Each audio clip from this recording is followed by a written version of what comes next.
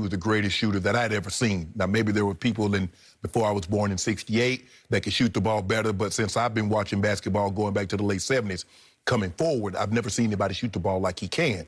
But the problem with greatness is that the greater you are, the more is expected of you.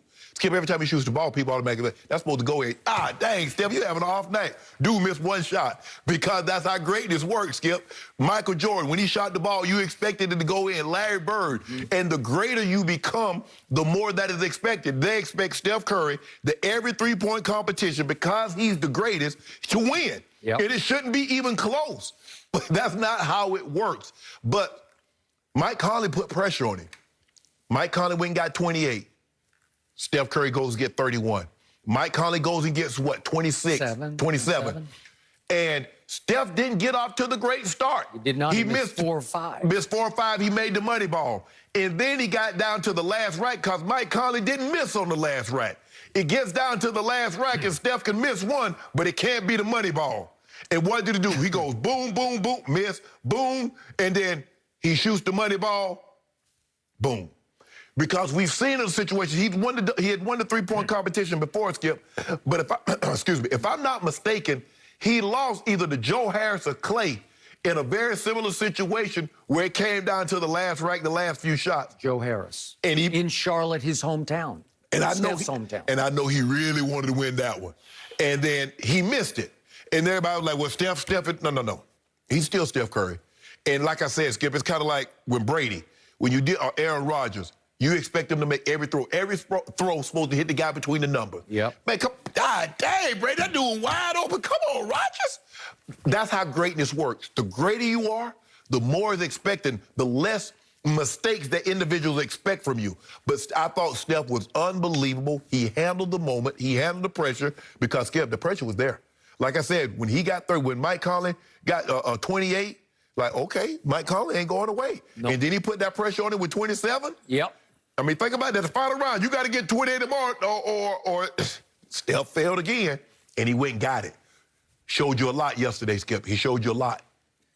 He showed me a lot under the circumstance of a three-point contest, obviously on national TV, with a whole lot of people on the edge of their seats. Will he or won't he? He did. Yes. He closed that deal. He did. Because I thought he came apart against Joe Harris. By the way, Joe Harris is leading this league as we speak in three-point shooting at 51%. So he is legit, man. Yes.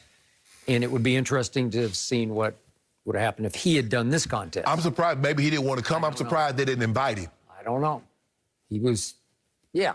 Because, you know, Dame says, no, I want to rest. He wasn't defending champ because Buddy healed. Right. So he was 2 back. Right. But nobody healed either. I don't know what they do. Maybe they didn't want to come. Or Seth. Yeah, or Seth Curry is a good one. Okay, so as impressed as I was, last night still came across to me as a sideshow of him showcasing a skill that he has that no one's ever had in the history of this game. No. But it's the perfect sideshow showcase for this because it's for all to see, and it's a competition that doesn't really mean anything. It doesn't count for anything, but everybody knows, oh, he's won the three-point contest twice now. Right. And he did it in heroic fashion because he clutch-shotted that last ball. That was Larry Bird-esque. That was the one he won in Dallas where he held up his finger. Correct. Right? That's where he went in the locker room before the competition, and I will not ever say what he said to those 4 other guys, but he said something like, which one of you is going to finish second? Yes. And effectively, that's what Steph was doing last night, even though he didn't say that. His body language said that to them all night long. What's so amazing about him, Skip, we've never seen a guy, most guys that revolutionize the game, they're really big. He revolutionized the game. I mean, that would be like Tom Brady revolutionized the game at 5'10". Or that would be like it's still sort of like Tom Brady, given how bad that 40 looked at the combine, but right? he's prototypical as far as size. Yeah. Look at Steph Curry, like, and I think that's why people gravitate. I can be Steph Curry. Steph Curry's an average guy. Yep. I can't be no 6'9" like LeBron. I can't be 7 foot like Elijah Wood. I can't jump like Jordan or Kobe. Right. But I can do that. I can shoot the ball. Yeah. Look. Yeah. And he looks smaller than 6'3" when he plays. Right. Because everybody else is so big. Right. Okay. So the point is, so far, as I keep pointing out to you, in the regular season through the first half, he's not been great. He's 2 points below his shooting percentage, which is 43 for his career. He's 41%. He's had twice 2 of 10 performances in the first half this year, a 1 of 10, a 1 of 11, and he finished the first half at Portland. He was 5 of 14. Not bad, not great. Right. The point is, his regular season numbers, his back-to-back MVP numbers, which were just off the charts. We'd never seen anything like those. Right.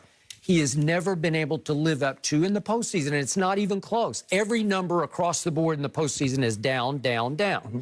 And I'm never going to let anybody forget, it was because of Steph Curry that LeBron won one more championship. He would have 3 if not for Steph Curry. Were they not up 3 games Well, to hell, 1? if it wasn't for Steph Curry, he had about 6, 7. Well, Yeah, because Steph got 3 off him.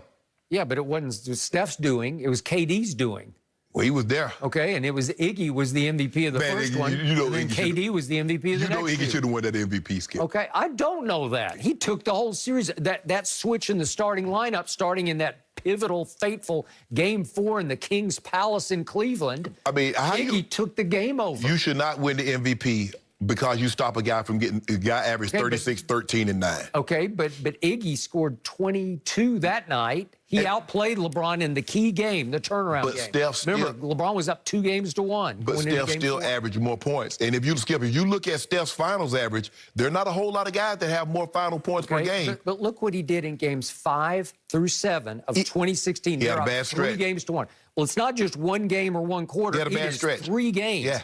He shot 37% from the field in those 3 games. That is horrible. LeBron's a career 50% field goal shooter. He shot 36% overall from 3. But look what starts happening. In the 3 fourth quarters, they're all games that you got a shot in.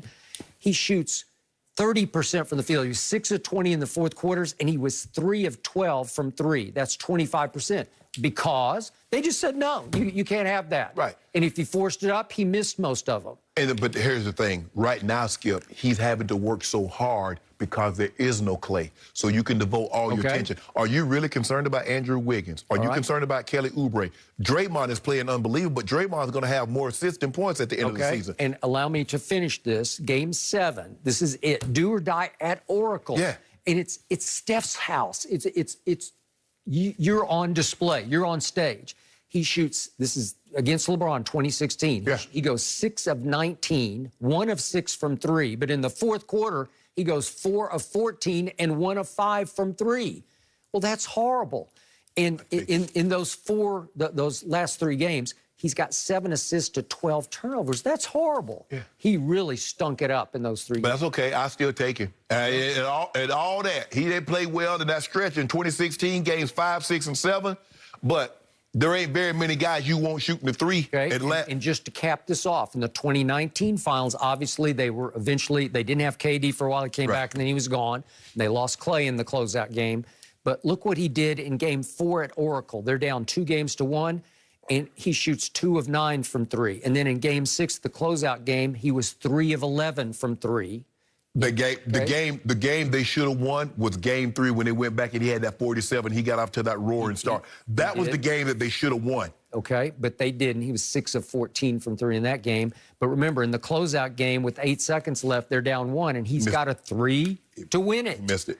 And he missed it. Yeah. So, again, consistently hasn't been able to do what he did last night in big playoff games, or what he did in his back-to-back MVP regular seasons. He can't do when people guard him. Well, the expectation has gotten so far out of hand, Skip, is that we expect every time the ball leaves his hand, we expect it to go in. Yeah. Even though a lot of times, Skip, he's shooting the ball from where he's shooting the ball from. And now these guys have gotten so, Skip, 20 used to win the three-point competition. Now, guys are getting 31. Pretty soon, they're going to have to back it up. Yep. It reminds me of back in my younger days when I would go see the Harlem Globetrotters. I don't know if you ever saw them. Yes. Okay. And Meadowlark Lemon was like extraterrestrial to me. He could do things that no human could do. Yeah. He would stop the game and shoot a hook shot from half court and make it. And like it was a free throw. And I'd say, you can't do that. So we'd be in the gym. We'd all be trying to throw hooks from half court. You can't even hit the rim. Right. Well, for Steph and for Damian to just come across half court and shoot a jump shot, go try that in the gym. Yes. It takes strength, man. Yes. I don't know where they're getting the strength to get the ball to the rim. And they shoot it just like they shoot their normal jump shot. It doesn't look awkward to me. It doesn't look like they're trying to throw it. It's not no heave. No. They're shooting it like they're shooting it in rhythm. Yes. With, dare I say, effortlessly. Yes. It's hard to get